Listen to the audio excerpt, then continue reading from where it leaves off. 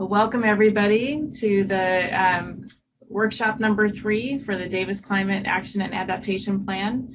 Tonight we're going to be talking about climate actions for buildings and water and waste. So next slide.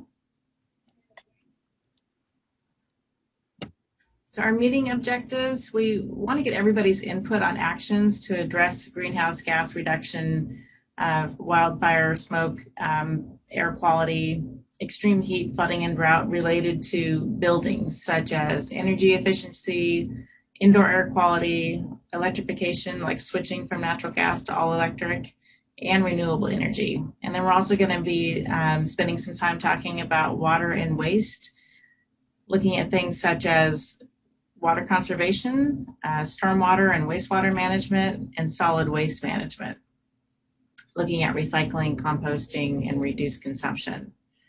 And just for those of you who may not have been able to join us, we had a public meeting 2 weeks ago, and it's very similar format, where we talked about mobility in public spaces and the mural boards, which we will describe later. They're like electronic whiteboards.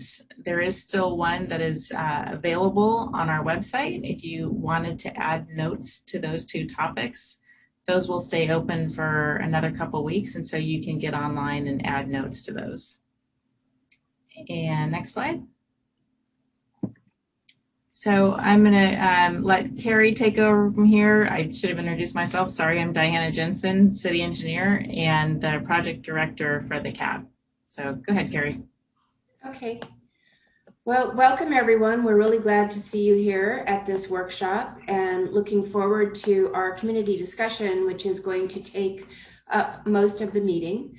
We'll start with this welcome and introductions and give you a brief overview of the project goals and process as we've already started, and some of the results of the survey and other community outreach. And then AECOM is going to give a bit of an recap on community input received to date, with a presentation and introducing our tool, which Diana said is similar to a whiteboard with sticky notes that you might have in an in-person meeting. And as I said, the majority of the meeting will be in 4 breakout sessions facilitated by the 4 of us, Diana Jensen and I from the City of Davis, and Diana Edwards and Josh from AECOM, to talk about the subjects that are the focus of this meeting. And at the end, we'll talk a bit about next steps and identify the raffle prize winner. And you can see the photo of our farmers market basket filled with goodies. That is the prize. We will keep the workshop open for a bit, and Diana and I will stay on to listen to any additional community input that people may have. Next slide.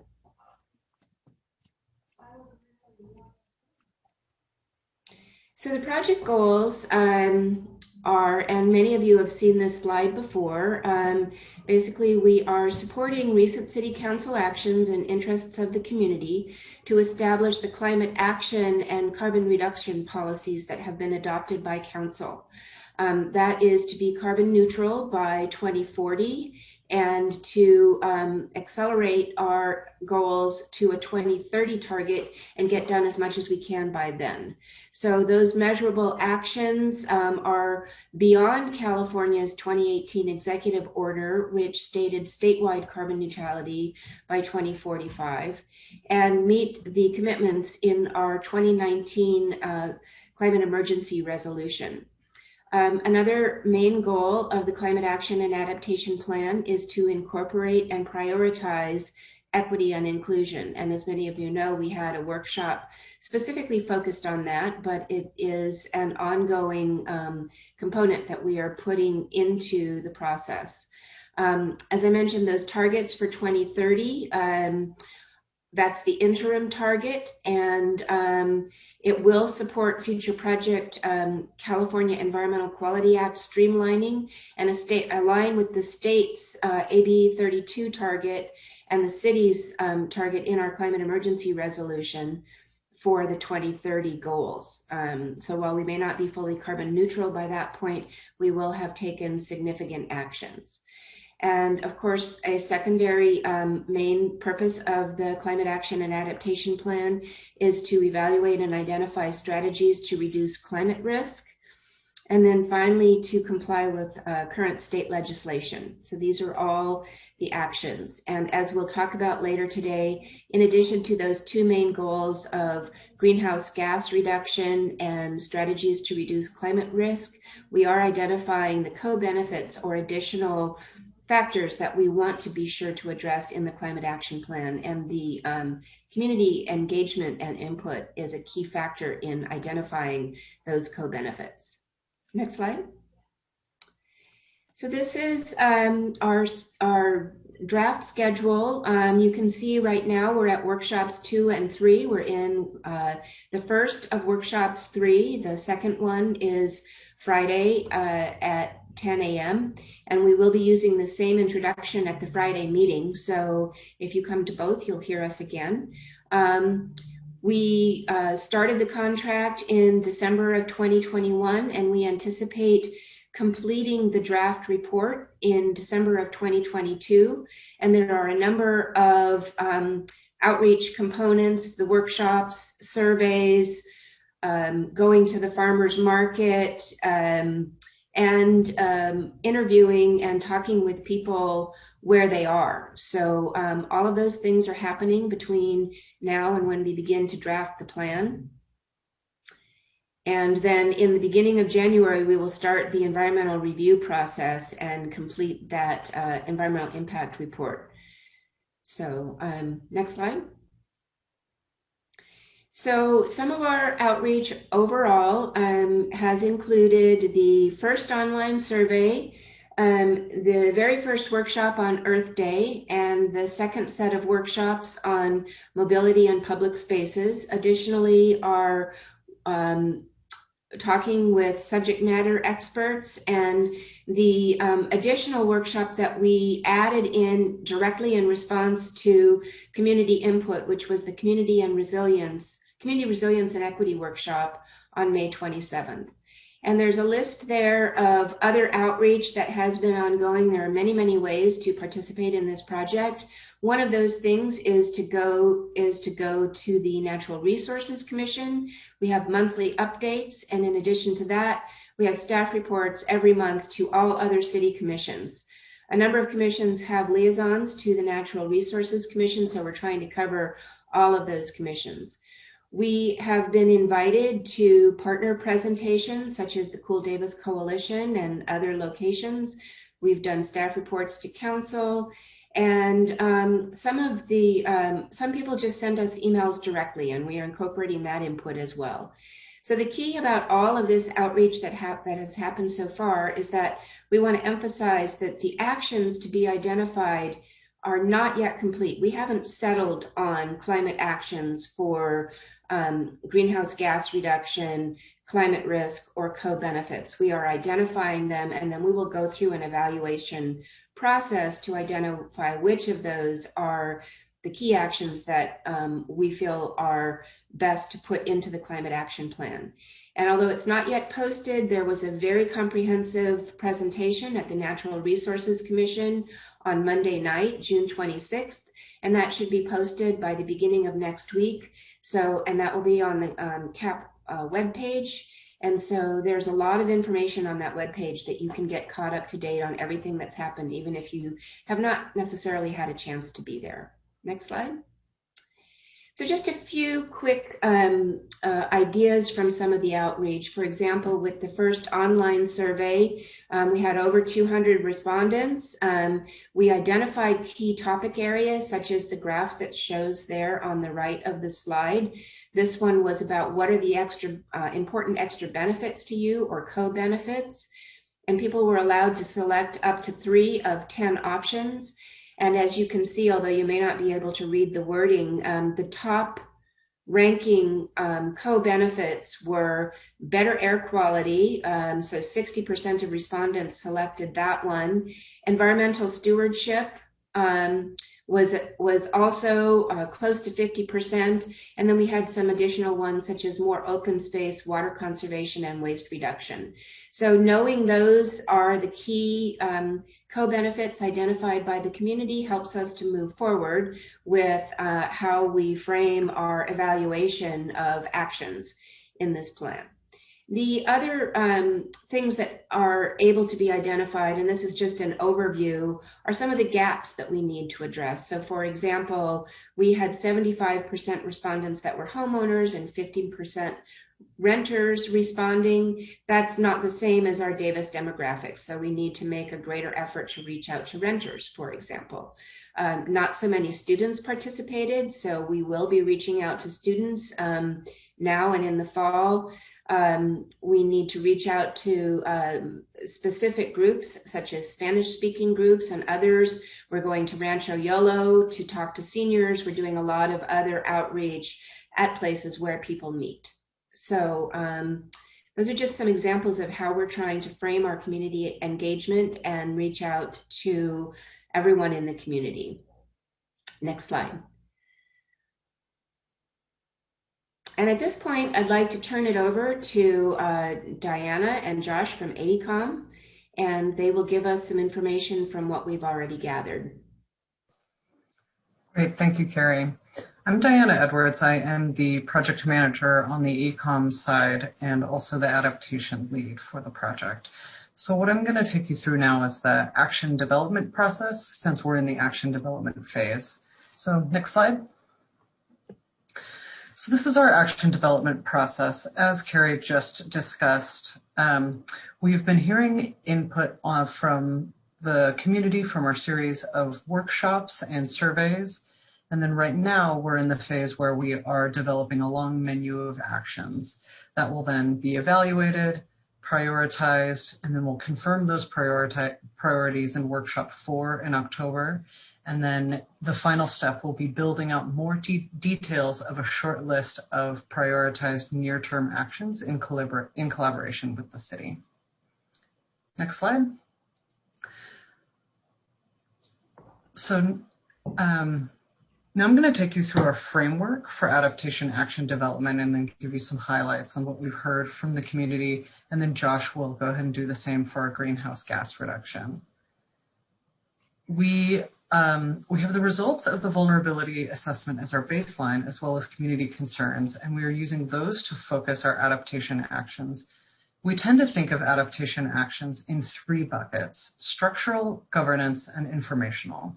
Structural actions are physical interventions which might, for example, adapt an asset through protection, be that raising something out of the floodplain, building a berm, or providing shade at a bus stop.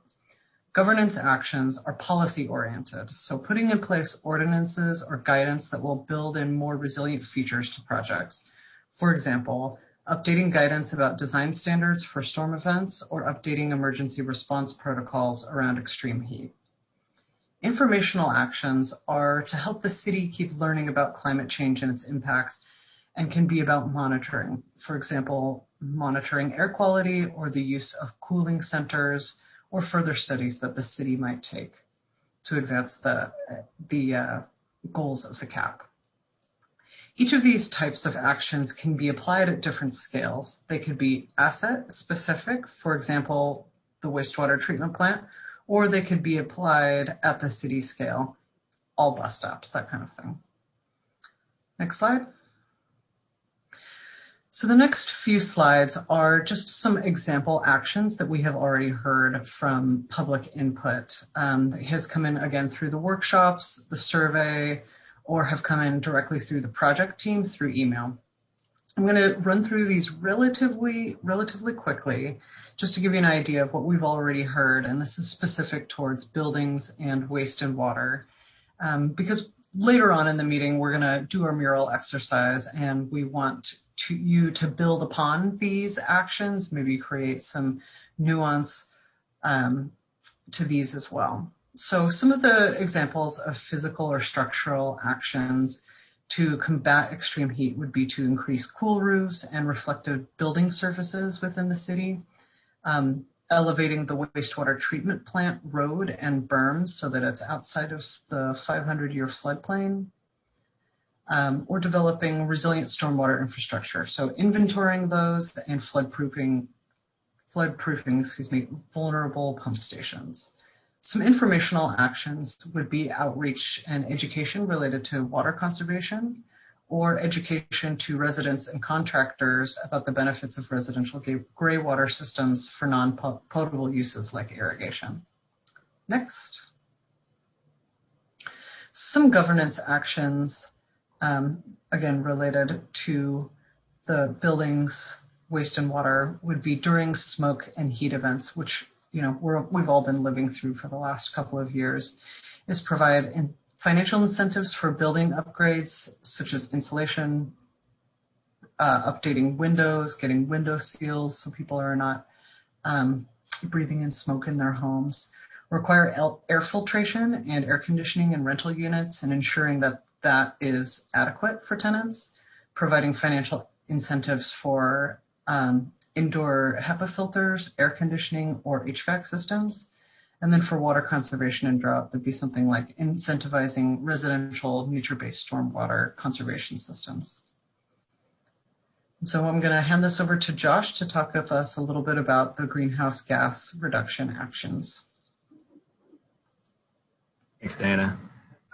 Part of my presentation is going to be similar to what I shared at the previous workshop earlier in July, but I think it's really helpful in setting the context for any new participants that we have today. So I'm going to start by setting the stage for the greenhouse gas mitigation action development, which will include sharing some more detailed input that we've heard from the public about action ideas and challenges so far, and then I'll introduce the Mural engagement platform that we'll use next for the interactive exercise today.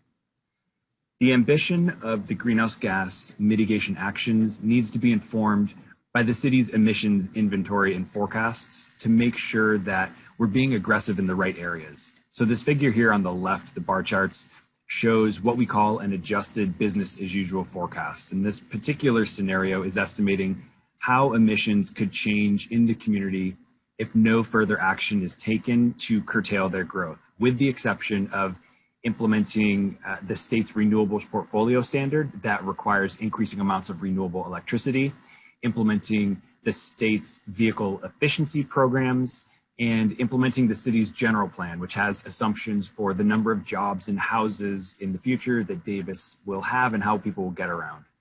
Based on those assumptions, building electricity and on-road transportation emissions would decrease through 2040, while all the other emission sources would see modest amounts of growth that are based on the expected population and employment growth in Davis. In the figure on the right, I've lost my mouse. In the figure on the right, the solid pink line represents the adjusted business as usual emission forecast that I just talked about. And then the series of dotted lines underneath represent different target options. And it's the gap between that pink line and those dotted lines that represents the amount of emissions reductions that we need to achieve our targets. And as you can see, by 2040, all emissions have to go to zero because we're aiming for carbon neutrality. Next slide, please. So that previous slide showed that the majority of the city's emissions are coming from on-road transportation, which means that our pathway to target achievement needs to aggressively reduce emissions from our vehicles. And there are a number of challenges to consider if we want to see large reductions in this area. In particular, about 95% of the vehicle travel in the city's inventory are from trips that commute into or out of the city. That's like students and employees who live in West Sacramento or Woodland and drive into the city each day. Those trips tend to be longer in distance with no walking or bike use and very low rates of transit use. By contrast, 5% of the city's trips or travel demand are internal trips within the community, and they tend to be shorter in distance, and they have a higher share of walking, biking, and transit use. So achieving the city's interim 2030 target is likely going to require substantial action here, and achieving carbon neutrality by 2040 is going to need incredibly aggressive action. So some of the major challenges that have been identified are that community values may not align with the ambitious travel reduction strategies. There's a real jobs housing imbalance in Davis, and that is resulting in significant commuting trips. There's also not really any more low-hanging fruit left in Davis. The city has done a really great job with conventional strategies given its land use characteristics. And now we're faced with more complex solutions or harder trade-offs. Intra-city transit, so the trips occurring within the city boundary, are currently primarily organized to facilitate that student commute trip to and from the main campus. Intercity transit, so those trips coming into or leaving the city, is challenged by transit options that are usually expensive to operate and have relatively low ridership.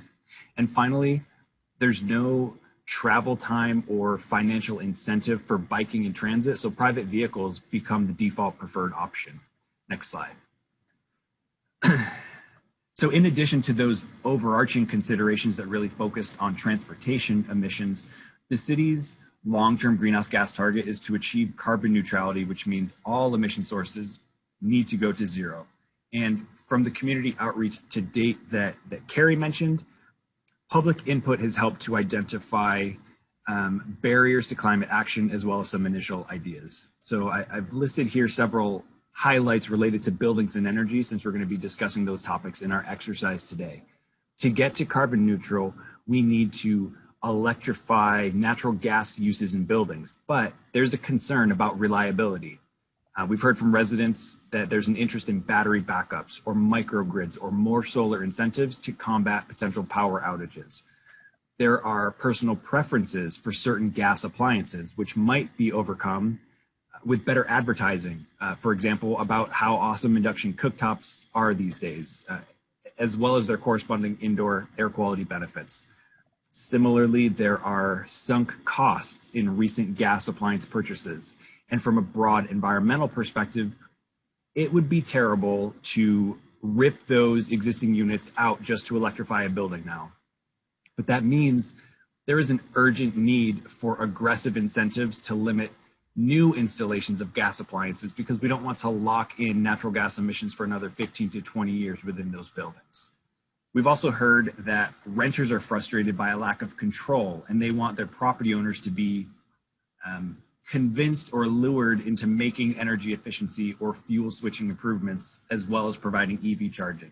And then finally, there's a recurring theme of upfront costs or unknown long-term electric costs. That was a common thread, and people want financial incentives to take action. Next slide, please. And we've also received some thoughts from the community about action ideas that address solid waste and water use. And those are the other topics that we're going to discuss tonight. So comments have been made about reducing one-time materials like plastic bags and utensils or foam takeout containers. Folks also like the idea of having more opportunities and access to community composting for organic waste, as well as edible food recovery programs that can help community members and reduce unnecessary waste. And then in the water topic, comments have been made about using public spaces to capture stormwater instead of funneling it directly into the storm drains. And there's also support, a bit of a theme for Cash for Grass programs to convert turf landscapes into drought-tolerant designs with native plants. Next slide, please. Next one as well. So that was just a quick primer on what we've heard regarding climate adaptation and greenhouse gas reduction opportunities so far. And now we're going to spend the next 50 minutes or so hearing your ideas on these. So once I'm done here, everyone's going to be sorted into a breakout group. You will stay with your Zoom audio, and each group is going to have a facilitator and some note takers to help out. So we're going to spend the first 25 minutes discussing building and energy ideas, and then move into discussing water and waste ideas. Workshop 2 earlier this month had a similar format, and we discussed mobility action ideas and public space action ideas. And while today's focus is on buildings, water, and waste, you can still provide comments on the mobility and public space boards through August 4th. And there's a link to the Mural platform on the city's CAP website. So I'm now going to share my screen briefly to show the Mural space.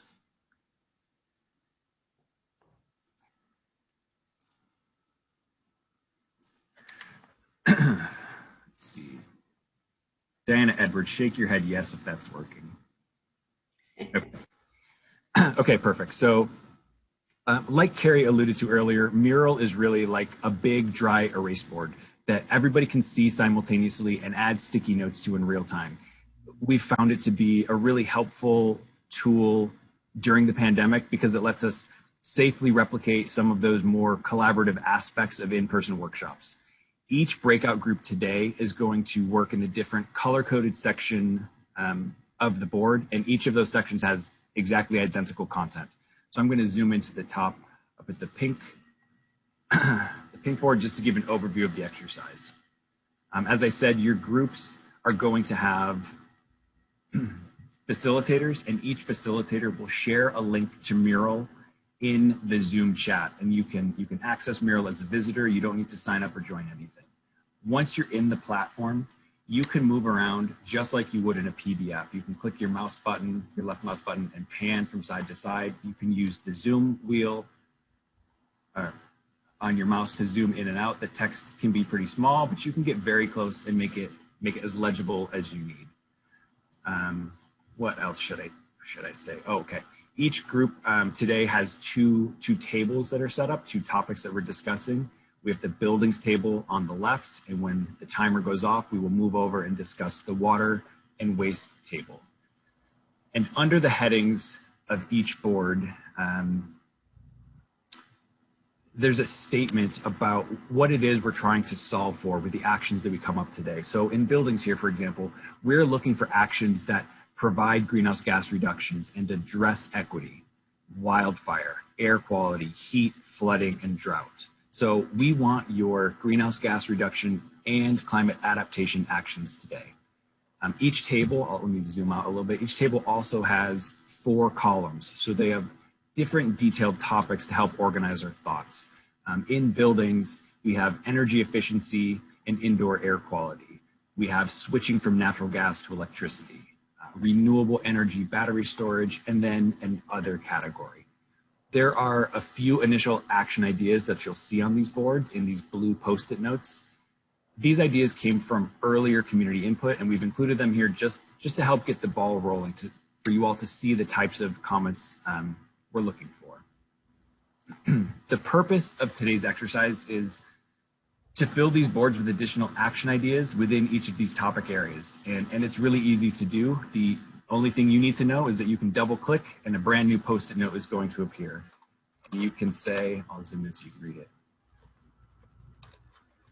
Write down your new action idea, whatever your comment might be. You can leave it on the sticky note. And if you put it in the wrong place, you can click it and drag it over to a new place. It's very easy. You're just double clicking and a brand new sticky note will pop up. That being said, we do acknowledge that technology can sometimes be off-putting or even uncooperative in these instances. So we have a couple different ways that you can share your ideas today. You can double-click and add a sticky note like I've just shown you. You can type your comments or ideas into the Zoom chat, and we have a note taker who will move those into the board. Or you can just share your comments verbally, and you can ask one of the note takers to put them onto a sticky note for you. All of the comments, regardless of how they're made, are going to come back to the project team. And I do also want to note that this is not a popularity contest today. So if you see a comment on the board that you like, you don't need to make that exact same comment. You don't need to make a comment next to it that says, I agree. We're trying to collect a full suite of potential action ideas here, but we're not trying to express preference for any over others at this point. And then finally, I'll just note the most engaging breakout groups that I've been in that have used this kind of approach have had a mix of talking and note posting. So we encourage you to start or join dialogues that are happening within your groups to dig into these topics a little bit more deeply. And if you're comfortable, please summarize your thoughts in a sticky note or ask a note taker to do that as well. So with that, everyone is now going to be sorted into a breakout group. Your facilitators will give you a Mural link within that Zoom chat. And once you're in there, feel free to explore and get comfortable within your space for a few minutes while we get organized, and then we'll kick this off. So we'll see you guys in there. And just before we go, I'd like to note that the facilitators will be recording the breakout sessions, and The boards can be shared either by the facilitator or one of the note takers so that everybody that doesn't have it up can see it. Thank you. I'm going to open all the rooms.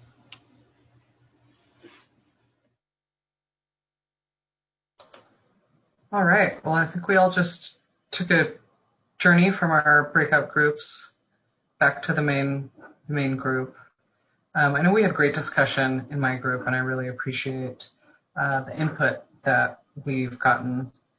So we have about 5 minutes left, and so I'm just going to quickly go over what the next steps are, and then we'll get to the raffle, which Carrie has promised me I'm definitely going to win this week.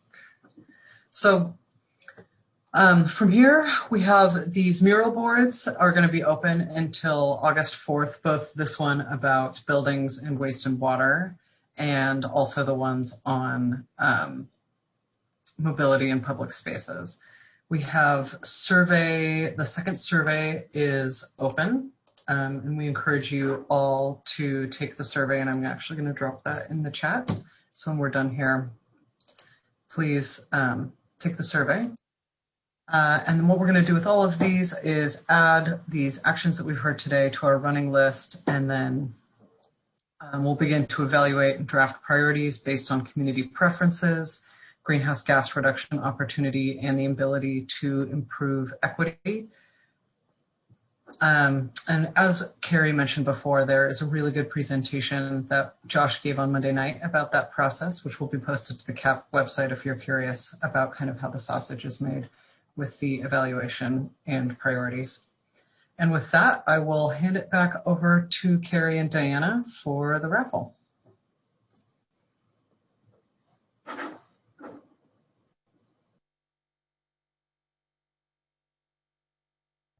You're on mute, Carrie. Yeah, I went to mute when I came back into the main session. The only requirement for the raffle is that you are here.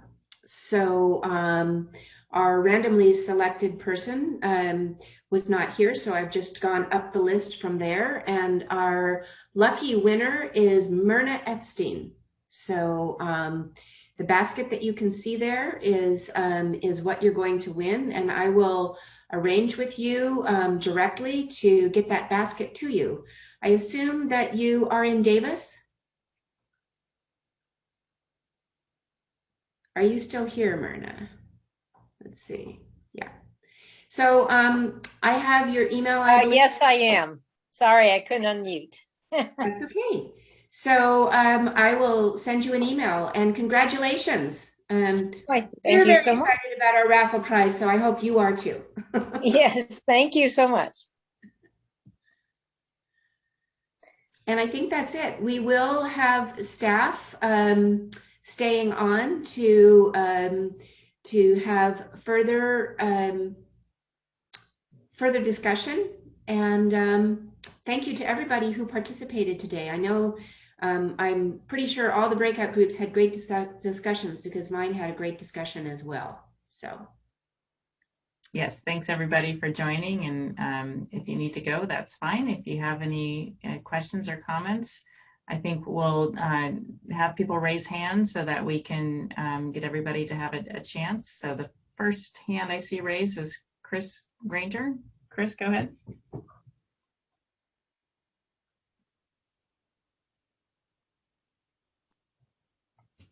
You're on. I put my comment in the chat, which is that I really think that this is new work on boards I know that have been open for a while, but there's another workshop coming on Friday, so that's only a week away from the end of the time that the mural boards will be open, and I would like to suggest that you just keep it open for longer. You're taking the surveys until the 20th. Why not keep the mural boards open until then as well? And that'll give more people. Well, there may be some technical limitations, but we will definitely discuss that. And I think we're on board for doing that if it's possible. So thank you for that comment.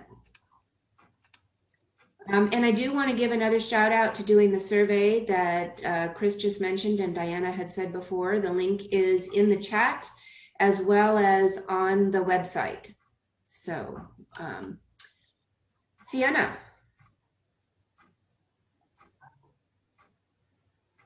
Yeah, I had a question about the climate action and adaptation plan kind of in general. I wanted to know how is social equity and environmental justice being considered or implemented while making the plan? Diana, do you want me to answer that? Yeah, Carrie, go ahead. That'd be great. Okay. So social equity and environmental justice were a key component from early on, from the first time we went to City Council with the basic ideas for what we wanted to do with the Climate Action and Adaptation Plan, and that was approved as one of the objectives of the plan was to address that. And we have been learning as this project has evolved how exactly we can do that. We've gotten a lot of great input from community members and subject matter experts about what that would mean in the Davis context, and we're addressing those ideas. And additionally, we are including social equity and environmental justice as one of our key factors as a co-benefit for in the evaluation process of all of the concepts that we are considering. So again, more information about that evaluation process is at the Natural Resources Commission link that will soon be on there, but we will also prepare some information related to that meeting to post on the website. So it's a great question. It's really important to us, and we welcome additional ideas about how to make sure that we address social equity and environmental justice. Another thing that we're doing is that sometimes these workshops don't necessarily get all of the targeted groups that we would like to see participate in providing input to this process. And so we are, as we said earlier, going out to meet people in places like at the Yellow Food Bank food distribution, at the Davis migrant farm workers housing, at Rancho Yolo to talk to seniors, and other locations. So if you have some ideas about those kind of venues and locations and meeting groups that we can go to, that's also very welcome. And you can do that by emailing the CAP project management team or emailing me. Both Diane and I are listed on the website, so you can reach us through the website. Thanks, Sienna. And I just posted CAP email on the chat. Yeah. Oh, thank you. Does anybody else have any comments or questions?